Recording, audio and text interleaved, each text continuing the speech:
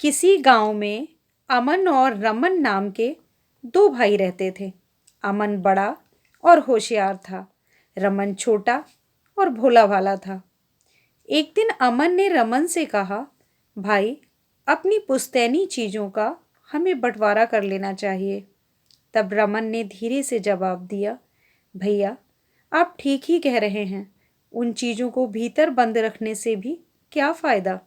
हमें बंटवारा कर ही लेना चाहिए।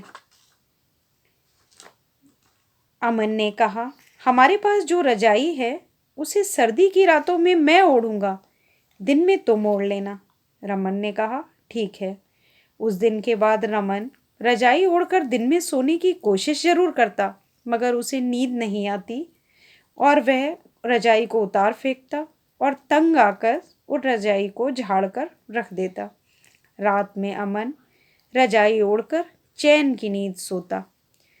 दूसरी तरफ सर्दी में ठिठुरता हुआ रमन रात भर बैठा रहता था। कुछ दिनों के बाद एक दिन अमन ने रमन से कहा, भाई, हमारे बगीचे में जितने फलदार पेड़ हैं उनके निचले हिस्से की देखभाल की जिम्मेदारी तुम्हारी, ऊपरी हिस्से की जिम्मेदारी मेरी। रमन ने कहा, ठीक है। इसके बाद रमन पेड़ पौधों के निचले हिस्से की सफाई करके खाद पानी देता। इस तरह बहुत फल लगते। अमन फल तोड़कर मज़े से खाता था। कुछ दिन गुजरने के बाद अमन ने रमन से कहा, भाई, हमारी जो गाय है उसका अगला हिस्सा तुम ले लो और पिछला हिस्सा मैं ले लेता हूँ। रमन ने उत्तर दिया, भैया, आज तक आपने जो भी कहा है, कभी मैंने आपकी बात मानने से इनकार किया है। आपकी जैसी मर्जी हो वैसा कीजिए। उस दिन के बाद रमन गाय को खिला पिलाकर अच्छी तरह देखभाल करता और अमन गाय दूकर उसका दूध पी लेता। कुछ दिनों के बाद रमन की दुर्दशा देखकर एक बूढ़ी चाची ने उससे पूछा, तुम इतनी तकलीफ क्यों उठा रहे हो। रमन ने जवाब दिया, चाची, मेरे भैया मुझसे जो कहेंगे मैं वही करूँगा, क्योंकि वो मुझसे बड़े हैं। वे जैसा कहते हैं मैं वैसा ही करता हूँ। ऐसा कहकर उसने बूढ़ी चाची को सारी बात बता दी। तब बूढ़ी चाची ने कहा, बेटे, तुम एक काम करना, उस रजाई को दिन में भिगो कर रखना। ऐसा करने से अमन रात में चैन की नींद नहीं सो पाएगा।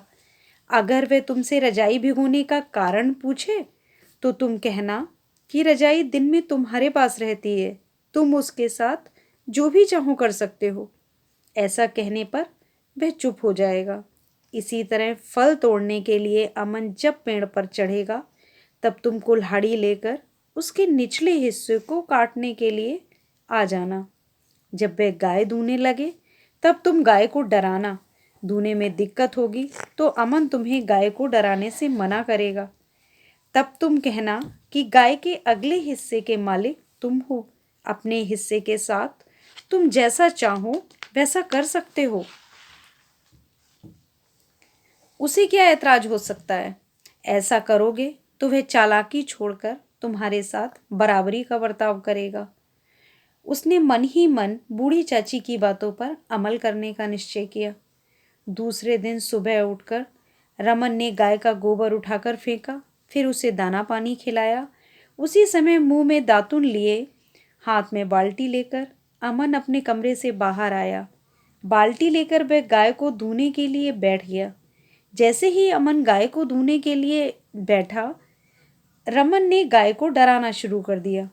गाय घबरा गई। वह झट से पीछे की तरफ हट गई। उसकी टांगों से लगकर बाल्टी गिर पड़ी।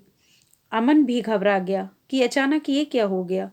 सिर उठाकर उसने देखा कि रमन गाय को डरा रहा है। अरे, तुम ये क्या कर रहे हो? देखते नहीं मैं दूध दूने आया हूँ। रोज सुबह दूध पिए बिना मैं नाश्ता नहीं कर सकता, अमन ने कहा। गाय का अगला हिस्सा मेरा है, मैं जो चाहूँ करूँ, तुम्हें क्या, रमन ने शांत स्वर में जवाब दिया। उसके बाद अमन ने जितनी बार भी गाय को धोने की कोशिश की, रमन गाय को डराता। अमन नाराज हो गया। वह समझ गया कि अब गाय दूना बहुत कठिन है। ठंड के दिन थे। रात में खा पी कर अमन सोने की तैयारी कर रहा था। जब वह रजाई लेने रमन के पास गया तो उसने देखा कि रजाई पूरी तरह भीगी हुई है। वह क्रोध में आ गया। उसने रमन को भला बुरा कहना शुरू कर दिया। तुमने रजाई क्यों भिगोई है? अब रात को मैं क्या ओढ़कर सोऊंगा? अमन चिल्लाया। रमन ने शांत स्वर में कहा, दिन के समय रजाई मेरी है, मैं भिगोऊं या सुखाऊं उससे तुम्हें क्या? उस दिन सारी रात अमन ठंड में ठिठुरता रहा। वह धीरे धीरे जान रहा था कि अब रमन को अधिक दिनों तक वह मूर्ख बनाकर नहीं रख सकता। उसने घर के पिछवाड़े में बाग में अमरूद का पेड़ लगा हुआ था। उस पर बड़े बड़े अमरूद लगे थे। अमन अमरूद तोड़कर रोज बाजार में बेच आता था। एक दिन सुबह अमन झोला लेकर अमरूद के पेड़ के पास पहुंचा। वह पेड़ पर चढ़ गया और अमरूद तोड़कर झोले में भरने लगा। उसी समय रमन हाथ में कुल्हाड़ी लेकर भागता हुआ आया। अमन ने उसे आते हुए देखा, लेकिन वह कुछ समझ नहीं सका। वह ऊपर से चिल्लाया, रमन, कुल्हाड़ी लेकर क्यों आए हो?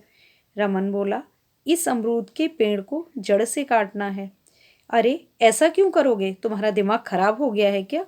जड़ काटोगे तो पेड़ गिर जाएगा। क्या तुम्हें ये नहीं मालूम है? ये कहते कहते अमन जल्दी से पेड़ के नीचे उतर आया। नीचे का हिस्सा मेरा है, मैं जो भी करूं उससे तुम्हें क्या? यह कहकर रमन ने धीरे से कुल्हाड़ी का एक बार पेड़ के निचले हिस्से पर कर दिया। अमन ने आगे बढ़कर रमन का हाथ पकड़ लिया। मेरे भाई, मुझे माफ कर दे, पर ऐसा अनर्थ ना कर, कहकर अमन रोने लगा। अब से हम दोनों भाई मिलजुल कर रहेंगे और सारी वस्तुओं का इस्तेमाल भी मिल बांट कर करेंगे। कहते हुए अमन ने रमन को गले से लगा लिया। रमन ने भी बूढ़ी चाची को धन्यवाद दिया।